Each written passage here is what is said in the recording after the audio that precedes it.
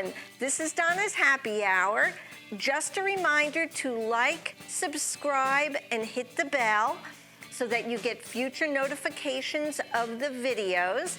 And please leave a comment. Thank you. Have a great day. And then did you still do the promoting for clubs? Yeah, that was my first job when I moved there. Okay.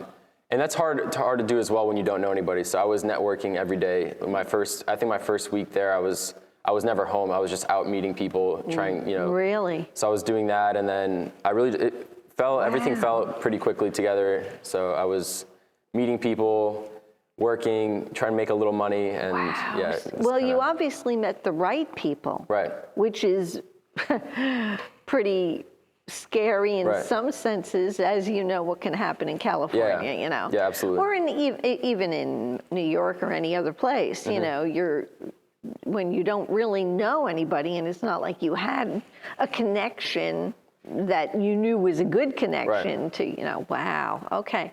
So now, how long were you in California before you started the modeling thing?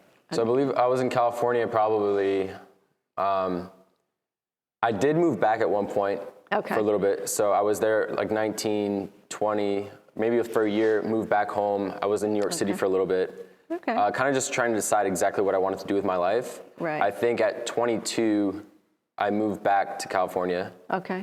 And then I guess I'm 26 now, so I've right around like 24, I started modeling. So it was about 2 years now that I've been modeling. Wow. Yeah. Okay. Which most models, I think, get started around 16, and then that's their profession. Usually some models are out by 24, 25. So I'm actually just getting into it pretty late. Into it, yeah. So now you're doing, what do they call, you're not doing runway modeling? Yeah, not runway. Okay.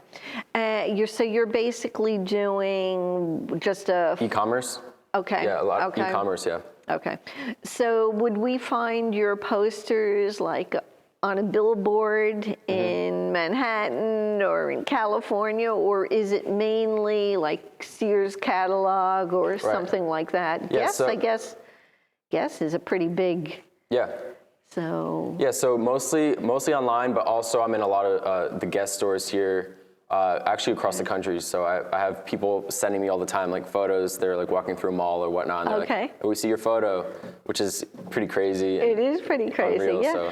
Did you ever see yourself Absolutely on like? No. You haven't seen yourself on a big billboard? Have I seen myself? Yeah, I've seen myself, yeah. Okay. Was it just that you were walking down the street and all of a sudden you see the photo of yourself up there, Yeah. Not like that. I've just been I was shopping with friends maybe, and then saying, oh, I might be at the store, I'm at the guest store, maybe not, but we just walk by and then I'm there, so. Oh, wow. Oh, that is pretty crazy. Yeah. That's like friends of mine, they're musicians, and so, of course, the big thrill for them is for the first time that they hear themselves on the radio, or just like an actor, for the first time that you see yourself on film, and you've got, that's a real thrill for anybody. Right. Okay, so now let me, I just want to show them. We're going to take you back a few years. Let's see here. And you can tell me, how old are you here? I would guess probably 4 years old. 4 years old or 5 years old? I think somewhere? 4 or 5. Somewhere in there? Oh my God, adorable. Look at that. Wow. Yeah, I grew into those ears a little bit. You did, you're right. That's adorable. But even then, you were photogenic. Yeah. Thank you. All right, let's see. This one I didn't really take a good look at. All right, which one do you think comes next? This one or this? Which one? This one was probably younger. 15. I was 15 in this photo. Okay. That was probably right before the modeling photo. Okay. That I had. And this one was probably closer to maybe even 20 in this photo. Okay, so we'll go with this one then. Yeah. Okay, so yeah, you can really see the change here. That's the puberty right there, going through that. And you think you're how old here? Probably 15. 15. Yeah. And you can, and still photogenic. You know, usually when you go through those stages, you reach an awkward stage. I did anyway. Okay, and then this one, do you have red hair here? I don't know. No, I don't. I don't. It looks kind of. So tell me how you eventually wound up getting the contact for guests. Okay. Did you go on an interview? I mean, did you go to a modeling agency?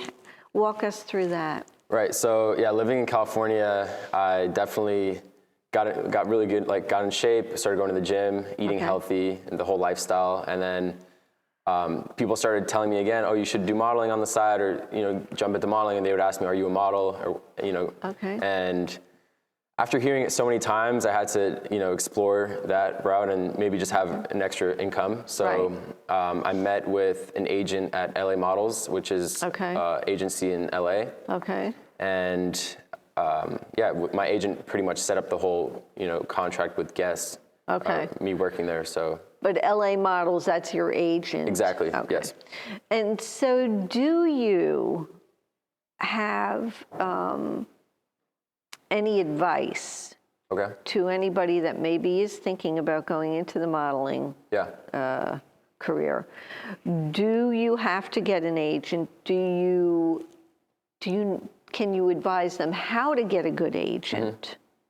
Yeah, so I think with social media now, I think I meet a lot of models who actually don't have an agent whatsoever. They actually run their own business.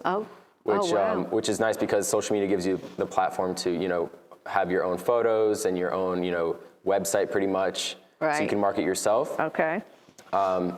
But me personally, I was doing other things. I was busy, so I couldn't just manage myself. I think if you don't have the time, it's great to have an agent that can speak on your behalf or set up contracts for you. Okay. But it depends really how seriously you want to do it. And although I take it very seriously, I'm also busy doing other things as well. So I never wanted to focus all of my time on specifically modeling. Right. So my agent helps alleviate a lot of that, the stress of dealing with contracts and companies and whatnot. Right. So. Do you feel it's the smarter thing to do? Because I mean, when you're signing a contract,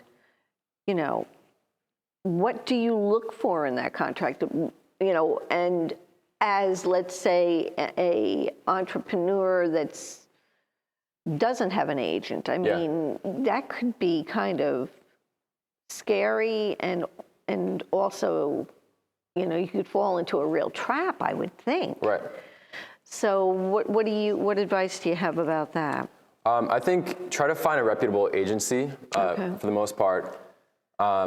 I think if you can kind of scale out how big of a model you could be, just try to have, some foresight of, if you're going to make a lot of money, right? Maybe it'd be smarter to go down the route of managing yourself, because the agents do take a cut. The agency does take a cut. Everyone needs to make money. And how much of a cut do they take?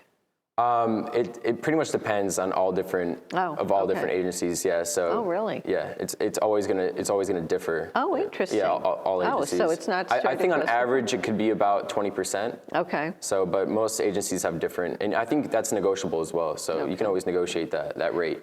Okay. And how does, let's say, runway modeling differ from what you're doing, and did that ever appeal to you, doing runway modeling, or do you have to be 6 foot whatever, or Right. So runway modeling, I definitely think you have to a little bit taller, but 6 foot is really the cut, so it depends. Okay. I think there's guys that are 5'11" even doing runway sometimes, but for the look right now, I think is a little bit taller still, very tall, like very skinny. Right. So it just really depends,